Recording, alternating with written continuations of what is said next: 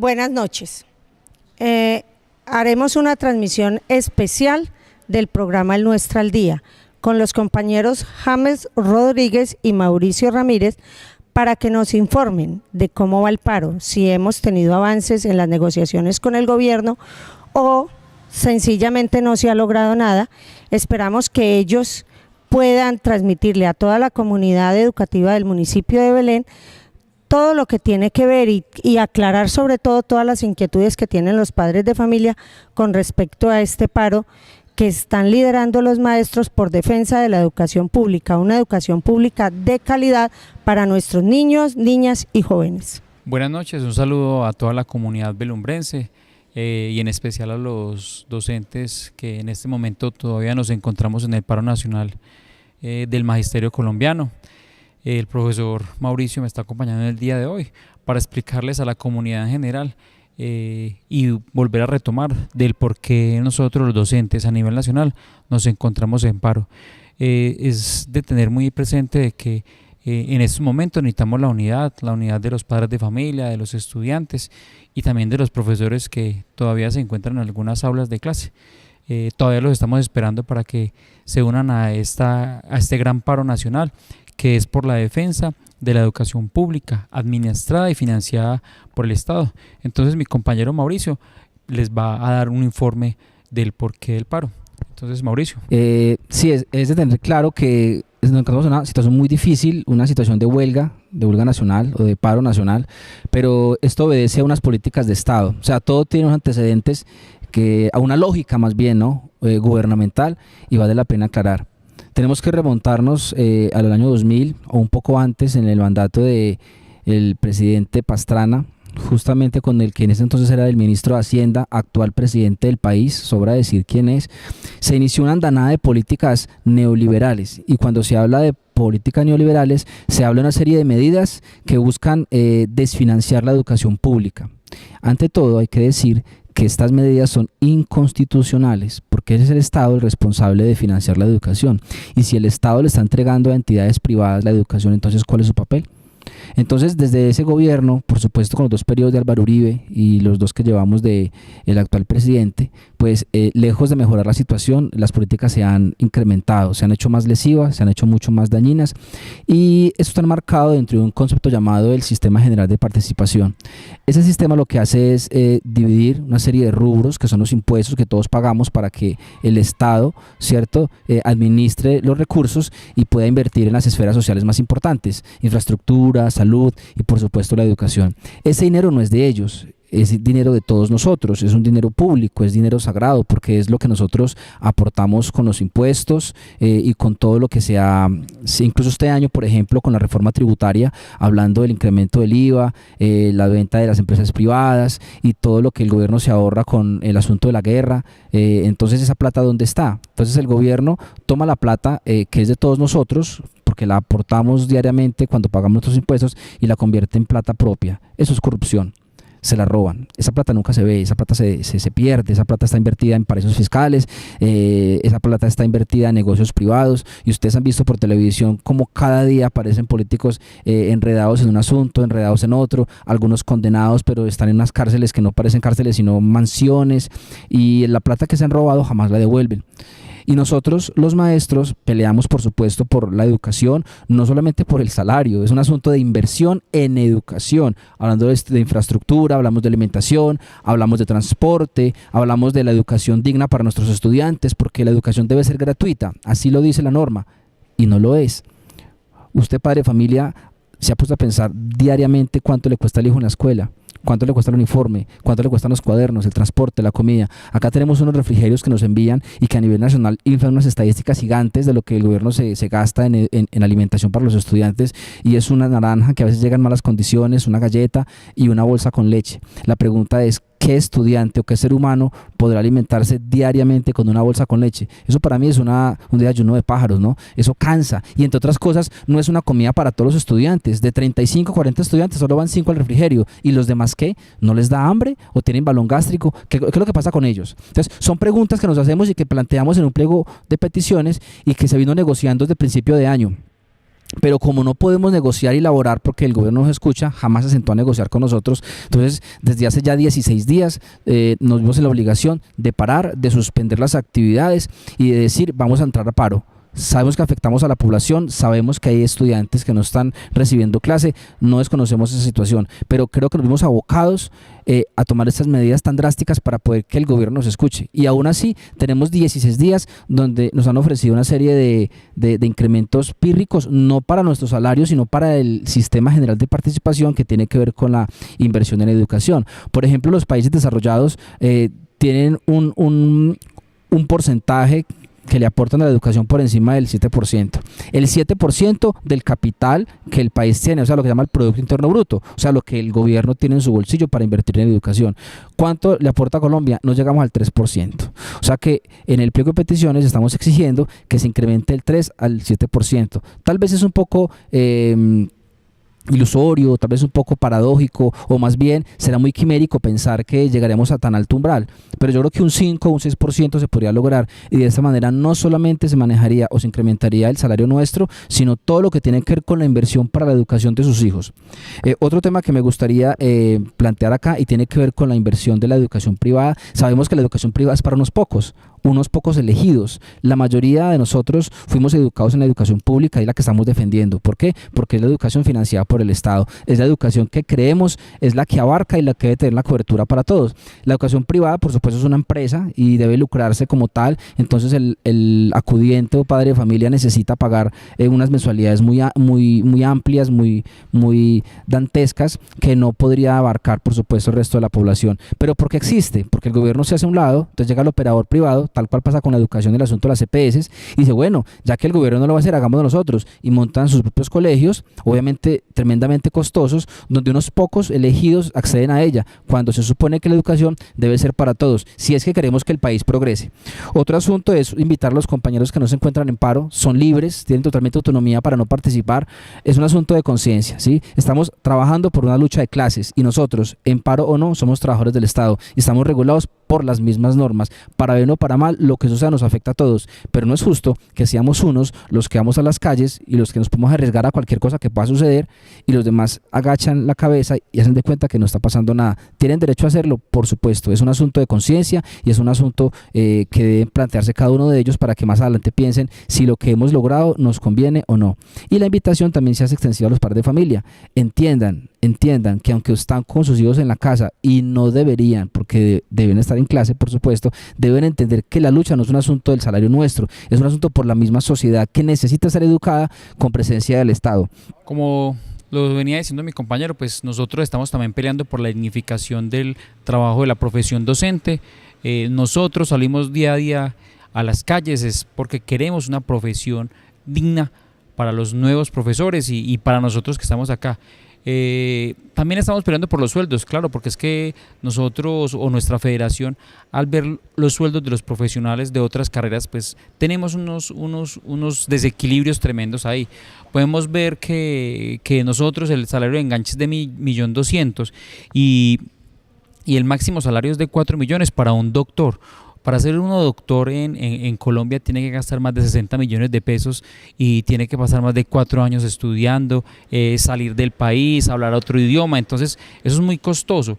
Y para un sueldo de 4.200.000, 4.300.000, el salario de enganche para el IMPEC es de 1.600.000 y terminan con 6.500.000 cuando termina la carrera. Podemos ver el desfase que hay para solamente un guardián del IMPEC. La registraduría arrancan con 3.200.000 y terminan con un sueldo de 5.300.000. Teniendo en cuenta que nosotros día a día nos tenemos que estar asesorando, estudiando, realizando pues actualizaciones pues pedagógicas para trabajar con nuestros niños, teniendo en cuenta que nosotros también en muchos casos subsidiamos las fotocopias de los niños, en muchos casos, a veces le pedimos la plata al niño, pero en muchos casos nosotros le llevamos las actividades propuestas a los estudiantes y eso nos toca del bolsillo.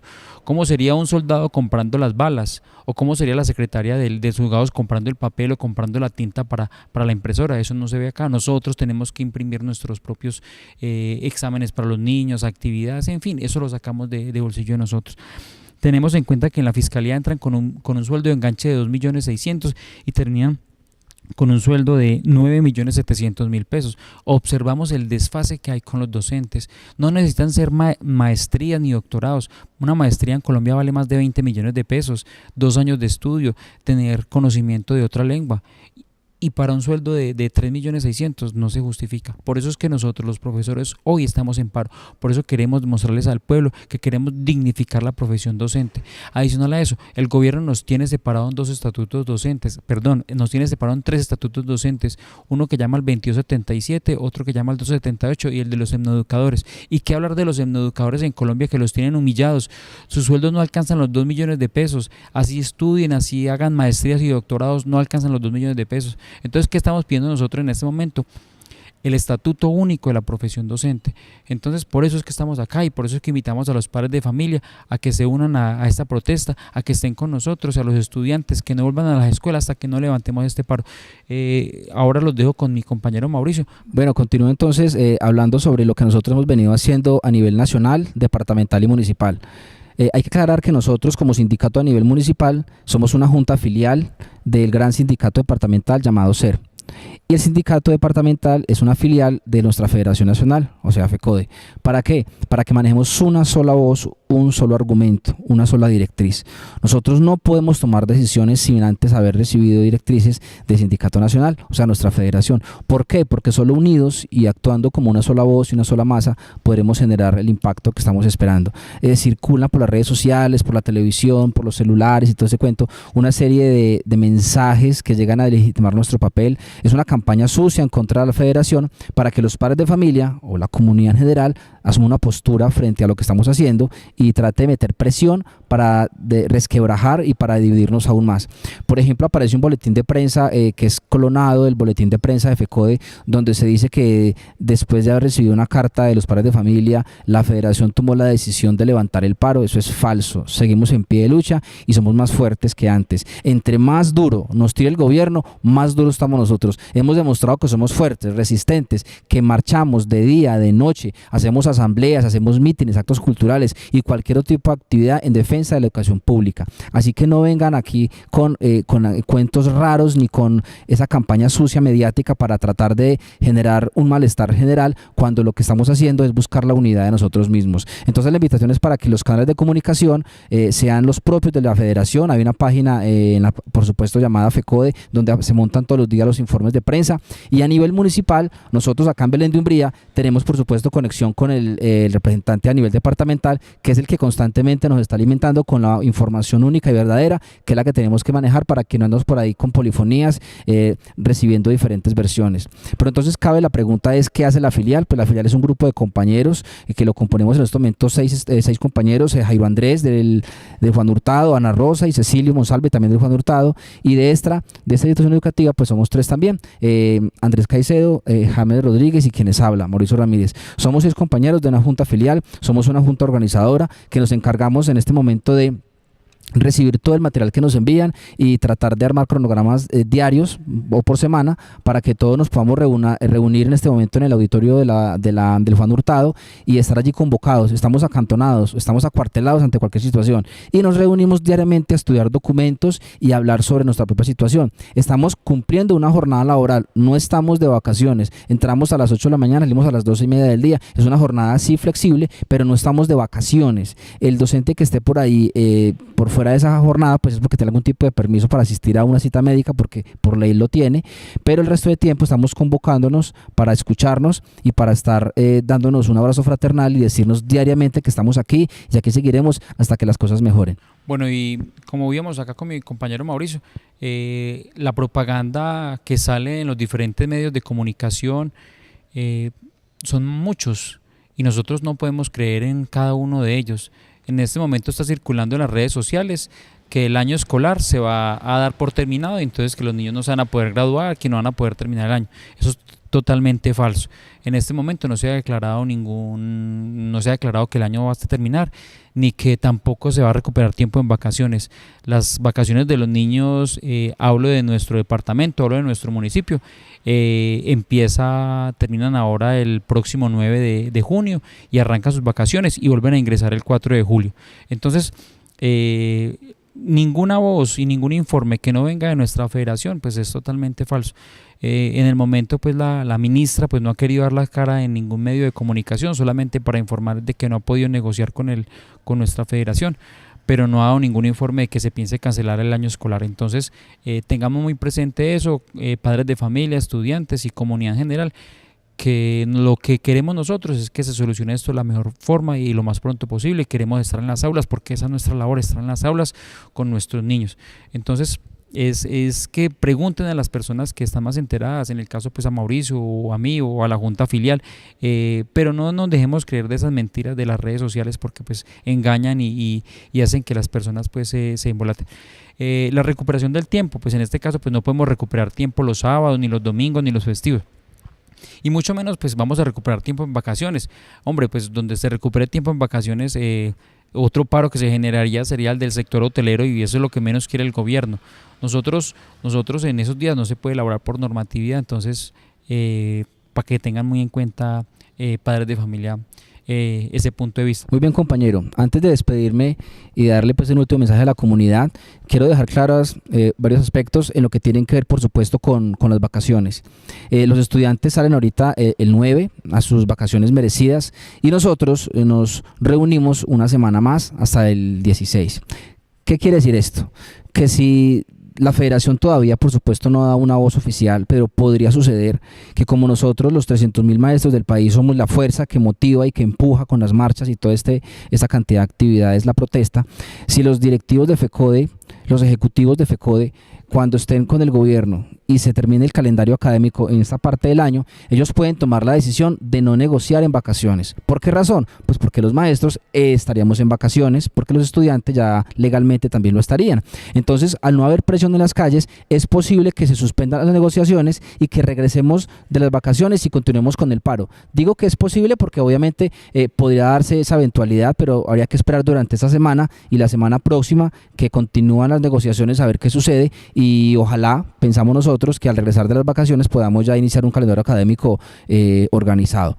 No me queda más que agradecer la atención de la audiencia, esperando que nos apoyen y que entiendan nuestra posición, que no es una lucha personal, es una lucha por nuestros derechos, que son por supuesto dignos, y por la educación de sus hijos, de manera tal que cuando vean un maestro en la calle marchando, apláudanlo, por favor, porque está marchando por usted y por ese país que tanto lo necesita. Bueno, recordarle a la comunidad en general las actividades que hemos hecho acá en nuestro municipio. Nosotros empezamos con una marcha acá muy bonita, con diferentes actividades, una comparsa muy organizada, la gente en general pues vio esas actividades. Luego realizamos una marcha de antorchas acá en nuestro municipio, también muy bonita, y terminamos en el parque principal. Hicimos actividades deportivas, culturales. La semana pasada pues hicimos una actividad cultural el jueves en el Teatro Municipal, unas actividades espectaculares por parte de los profesores. El viernes vinieron los profesores de Mistrato a nuestro municipio, hicimos una marcha con ellos acá y terminamos en el auditorio del Colegio Juan Hurtado en una asamblea general. Para esta semana, pues en el día de hoy y mañana tenemos actividades de asamblea general, y hoy y mañana en la noche tendremos un cacerolazo en la plaza principal para invitarlos a todos los padres de familia para que se unan a esta actividad. Este próximo miércoles, entonces 7 de junio, cacerolazo allá en la plaza principal, posiblemente en horas de la tarde, porque pues el clima pues ya ha cambiado y el sol pues es muy fuerte para con nosotros, entonces lo pretendemos hacer en horas de la tarde para que se unan a esta actividad. Como lo dijo Mauricio, invitar a la comunidad general, padres de familia, estudiantes y los docentes todavía que están en las aulas, a que nos acompañen, a que participen de esta gran actividad, a que apoyen el paro nacional de los maestros, que no solamente es por los maestros, sino que es por la educación del pueblo colombiano, por una educación administrada y financiada por el Estado.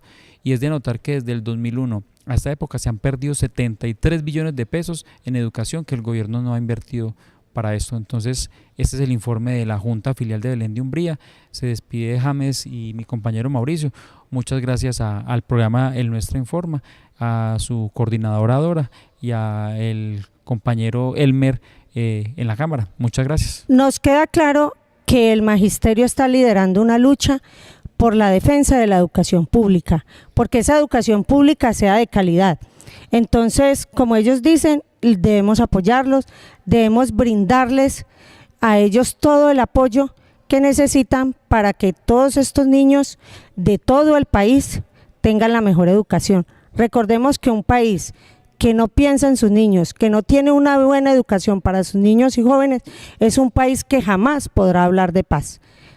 Dios los bendiga y nos vemos en una próxima oportunidad.